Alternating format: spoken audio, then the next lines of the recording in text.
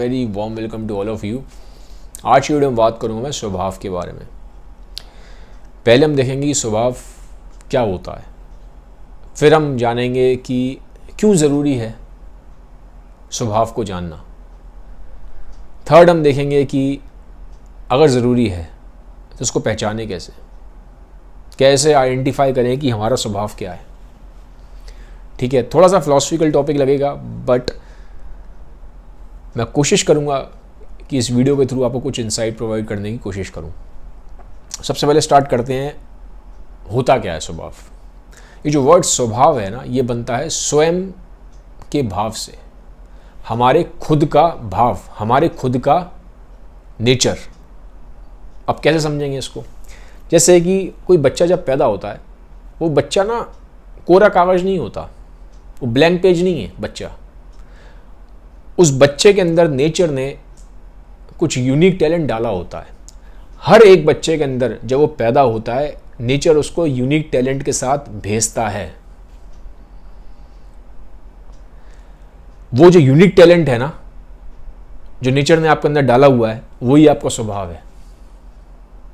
जब आप उसको आइडेंटिफाई करते हैं, जब आप उसको पहचानते हैं, तब आप कह सकते हैं कि मैं अपने स्वभाव को पहचानता हूं।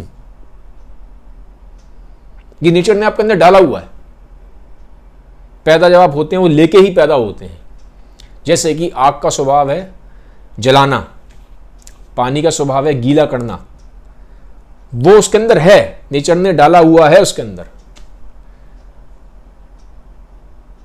ठीक है, और जो नेचर है ना, नेचर हम सबको यूनिक बनाता है। नेचर कार्बन कॉपीज नहीं बनाता, नेचर कार्बन कॉपीज नहीं बनाता। आप देखेंगे कि एक घर में 2 भाई हैं, 5 भाई हैं, वो बिल्कुल एक जैसे नहीं होते, सब में कुछ यूनिकनेस होती है। इनफैक्ट जो ट्विन्स होते हैं, ट्विन्स तो जेनेटिकली बहुत ज़्यादा सिमिलर होते हैं, ठीक है, बहुत ज़्यादा आइडेंटिकल होते हैं जेनेटिकली, बट उसके बावजूद भी उनमें कुछ ना कुछ यूनिकनेस होती है। तो नेचर ने हम सबको एक यूनिक टैलेंट दिया हुआ है, वही हमारा स्वभाव है। अब एक सवाल उठता है कि क्यों पहचाने इस स्वभाव को, क्या ज़रूरत है स्वभाव को पहचानने की? क्या ज़िंदगी बिना इसके चल नहीं सकती? बिल्कुल चल सकती है। आप बहुत अच्छा भी कर सकते हो, जॉब में भी, बिजनेस में भी, आप बहुत सक्सेसफुल भी हो सकते हो। बट अगर आप चाहते हैं कि आप अंदर से फुलफिल्ड रहें और आपकी लाइफ मीनिंगफुल रहे, तो उस केस में आपको स्वभाव को पहचानना अपने बहुत ज़रूरी है। क्योंकि देखिए, हम सब के अंदर ना खालीपन होता है। अब किसी के अंदर खालीपन ज़्यादा होता है, किसी के अंदर खालीपन कम होता है, किसी को उस खालीपन का एहसास ज़्यादा होता है, किसी को उस खालीपन का एहसास कम होता है। ठीक है, तो अगर आप चाहते हैं कि वो जो अंदर का खालीपन है वो थोड़ा कम हो जाए, पूरी तरह से तो मुझे नहीं पता ख़त्म होता है कि नहीं होता, बट हाँ, मैं इतना ज़रूर मानता हूँ कि जब हम अपने स्वभाव को पहचान के उसके हिसाब से लाइफ में चलते हैं, तो वो अंदर का खालीपन है कुछ कम ज़रूर हो जाता है। तो अगर आप चाहते हैं कि लाइफ में फुलफिलमेंट रहे, इनर फुलफिलमेंट रहे, लाइफ आपकी मीनिंगफुल रहे, लाइफ में जो खालीपन है हम सब इंसानों के अंदर ज़्यादा कम, मैंने बोला सबके अंदर एक जैसा नहीं होता, सबको एक जैसी उसकी अवेयरनेस भी नहीं होती, तो वो कम ज़रूर हो सकता है। इसके लिए फिर आपको जो स्वभाव है उसको पहचानना ज़रूरी है। ठीक है, और बहुत हद तक उससे एक हैप्पीनेस भी आती है, एक इनर हैप्पीनेस आती है। जब आप उसको पहचानते हैं और उसके हिसाब से लाइफ में आप कुछ करते हैं, तो उससे आपको एक इनर हैप्पीनेस ज़रूर मिलती है। बचपन की जो चीज़ें होती हैं, बचपन में जो आप करते हो और बहुत लगन के साथ करते हो, ठीक है, आपको टाइम का पता ही नहीं चलता, घंटों घंटों आप करते रहते हो। जैसे चार्ल्स डार्विन घंटों घंटों नेचर को ऑब्जर्व करके चीज़ों को इकट्ठा करते रहते थे। स्टीव जॉब्स घंटों घंटे डिज़ाइन में लगे रहते थे। एल्बर्ट आइंस्टाइन घंटों घंटों लॉज ऑफ जो नेचर हैं, यूनिवर्स कैसे ऑपरेट कर रहा है, इसको सॉल्व करने की कोशिश करते रहते। तो जो बचपन की जो आपकी कॉलिंग्स है ना, ठीक है, उनको पहचानने की आप कोशिश करो। बचपन में क्या वो चीज़ें थी जो आप घंटों घंटों कर सकते हो? तो बचपन में क्या वो चीज़ें थी जो आप बहुत इन्जॉय करते थे? बचपन में वो क्या चीज़ें थी जिनको करते टाइम आप आपको भूख प्यास का भी पता नहीं चलता था? आप घंटों घंटों उन चीज़ों में लगे रहते थे। तो हर आदमी ने कुछ ना कुछ बचपन में ऐसा किया होता है, कुछ ना कुछ एक एक्टिविटी होती है। बट ये है कि हम जैसे जैसे हम बड़े होते हैं तो हम उसको भूलते जाते हैं, हम अपने स्वभाव को भूल जाते हैं, हम उस इनर कॉलिंग को भूल जाते हैं, हम अपने उस यूनिक टैलेंट को साइड में कर देते हैं। तो पहला तो ये है कि बचपन को देखो कौन सी एक्टिविटी थी बचपन में आपकी। ठीक है, जैसे अगर मैं अपना पर्सनल एग्जांपल दूं, जैसे मुझे बचपन से बहुत ज़्यादा शौक़ था, इंक्लिनेशन था रीडिंग का और राइटिंग का, दोनों का। बहुत शुरू से मुझे रीडिंग का बहुत ज़्यादा शौक़ था और राइटिंग का भी मुझे बहुत शौक़ था। दोनों चीज़ों, ये दो चीज़ें ऐसी हैं ज़िंदगी में जो बचपन से ही मैं करता आ रहा हूँ। ठीक है, तो ऐसे ही हर आदमी के अंदर होता है, आपके अंदर भी होगा। कुछ ना कोई चीज़ होगी आपके अंदर जो आप बचपन से ही आपको पसंद होगी। तो ढूंढो उसको, क्या था वो बचपन वाली कॉलिंग्स क्या है आपकी, क्योंकि वहाँ पे आपको मालूम पड़ेगा आपका स्वभाव क्या है, नेचर ने आपको किस यूनिक टैलेंट के साथ इस दुनिया में भेजा है। पहली चीज़। अब थोड़ा सा इस कॉन्सेप्ट को मैं आपको और ज़्यादा एक्सप्लेन करता हूँ एक एग्जाम्पल की हेल्प से।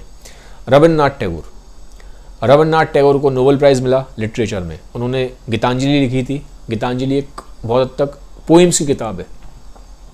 अब वो लिखते कैसे थे, इसको ध्यान से समझना आप, इससे आपको समझ में आएगा कि स्वभाव क्या होता है।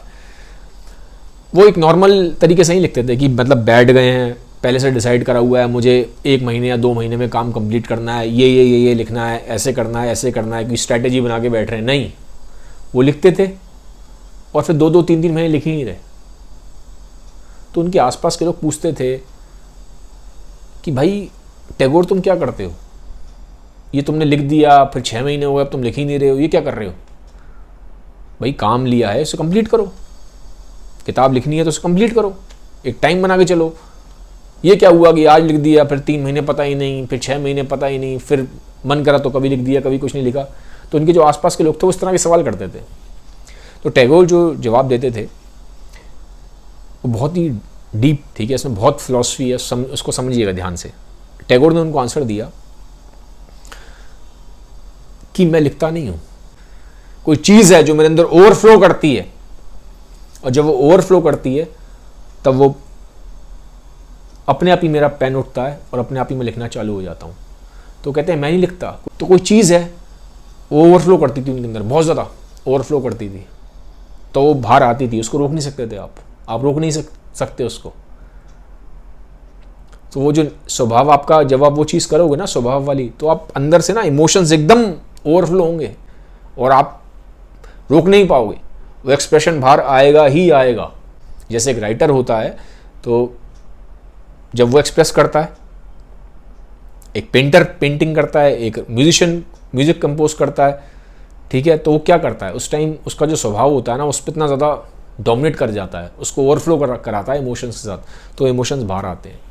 और अक्सर आप देखेंगे कि दुनिया में जितने भी ग्रेट साइंटिस्ट हुए हैं या ग्रेट आर्टिस्ट हुए हैं, ये वही लोग हैं जिन्होंने अपने स्वभाव को पहचाना और अपनी लाइफ को अपने स्वभाव के हिसाब से ही जिया है।